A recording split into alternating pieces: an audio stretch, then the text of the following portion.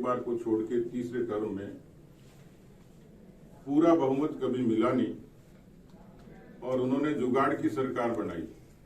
इससे पहली सरकार भी बीएसपी के और इंडिपेंडेंट्स के समर्थन से बनाई और अभी भी 6 बीएसपी के सदस्यों को पार्टी में मर्ज करके, जिसकी पिटीशन अभी सुप्रीम कोर्ट में लंबित है, और निर्दलियों से एक किस्म की बार्गेनिंग करके उनको अपने साथ एसोसिएट किया।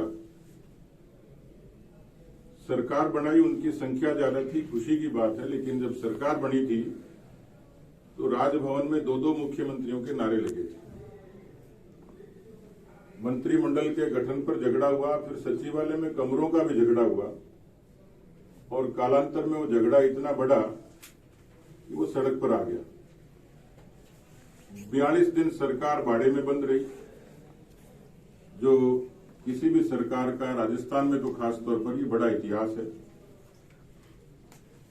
उनके पार्टी के वरिष्ठ नेताओं ने चिट्ठी पत्री का दौर जारी किया, जो आज तक जारी है। भरत सिंह जी तो इस बात के लिए मशहूर है और वो हर बात पर सरकार को, मुख्यमंत्री को चिट्ठी लिखते हैं। हेमाराम जी धरने पर बैठे, दीपेंद्र सिंह जी ने पीसीसी के चीफ की मौजूदगी में खान में मंथली की बात सबके सामने की। तो ऐसे अनेकों उदाहरण हैं, ये तो मैंने कुछ नाम गिनाए, एक वानगी है।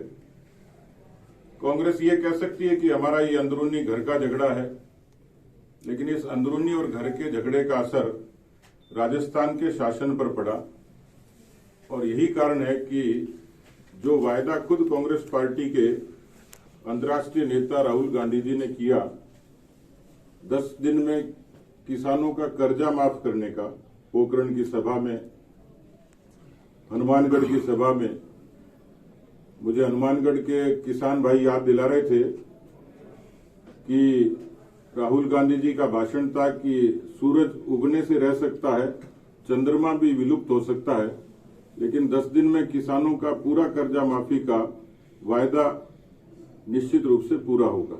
ये उनके श्रीमुख से कही बात थी। उसके बाद एक जन घोषणा पत्र जारी होता है। उस जन घोषणा पत्र में भी इस बात का स्पष्ट उल्लेख है। राजस्थान में कर्जा तो माफ हुआ कि नहीं हुआ, लेकिन बहुत सारे किसानों ने आत्महत्याएं भी की। मैं भी गंगानगर था तो वहां रायसिंह नगर के ठाकरी गांव के सोनलाल कडेल ने एक लाइव वीडियो जारी किया था और उसमें मुख्यमंत्री को अपनी आत्महत्या का दोषी ठहराया। 3 वर्षों में कांग्रेस पार्टी का जो शासन है उसके खिलाफ एक व्यापक असंतोष है और उस असंतोष का कारण खुद कांग्रेस पार्टी है। हनुमानगढ़, गंगानगर, इन दोनों जिलों में ही काफी सघन प्रवास किया और आज उसी क्रम में बीकानेर आया हूं। उससे पहले जो हमारा उदयपुर संभाग है, आदिवासी क्षेत्र है, उसमें डूंगरपुर, बांसवाड़ा, उदयपुर, राजसमंद, इन जिलों में था। उसके बाद में पश्चिमी राजस्थान के जैसलमेर और बाड़मेर, वहां के सीमावर्ती क्षेत्रों के दौरे पर था। विशेष रूप से इस पूरे मेरे प्रवास के जो 3 मुख्य मकसद हैं, पहला, भारतीय जनता पार्टी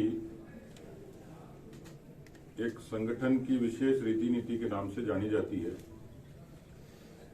और हम लोग जब जनसंघ में थे और 3% मत मिलते थे और 3 सीटें लोकसभा में मिलती थी, तब भी हमारी पहुंच उतनी नहीं थी, लेकिन फिर भी संगठन के कामकाज की एक विशेष रीति थी।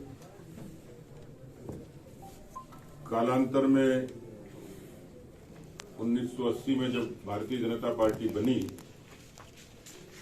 और भारतीय जनता पार्टी ने भी एक लंबा संघर्ष किया। पार्टी को किसी जमाने में कैडर की पार्टी कहा जाता था, कार्यकर्ताओं की पार्टी कहा जाता था। धीरे धीरे पार्टी ने अपनी पहचान बढ़ाई, अपने आप को विस्तारित किया और पार्टी आज कैडर बेस्ड मासेस की पार्टी है, कैडर बेस्ड मास पार्टी है, यानी जन आधारित संगठन है। इस संगठन को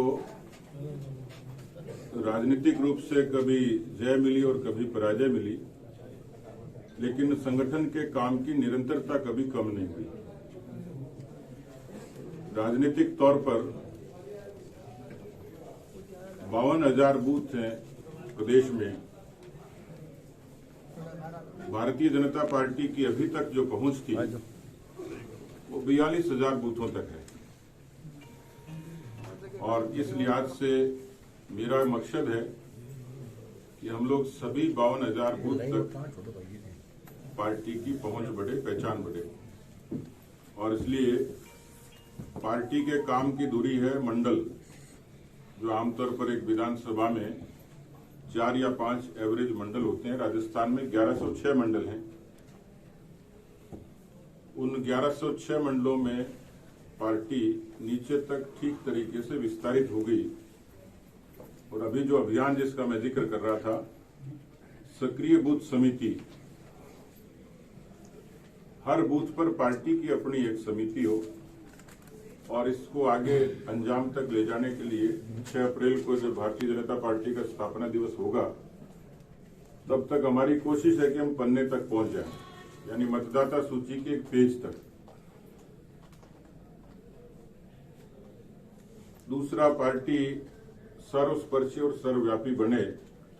इस लिहाज से पार्टी के मोर्चे पहले केवल जिलों तक सीमित थे, और अब मंडल तक एक व्यवस्थित रचना मोर्चों की भी हो, क्योंकि 7 ही मोर्चे एक अच्छी सोशल इंजीनियरिंग के साथ पार्टी के विस्तार में बड़ी भूमिका निभाते हैं।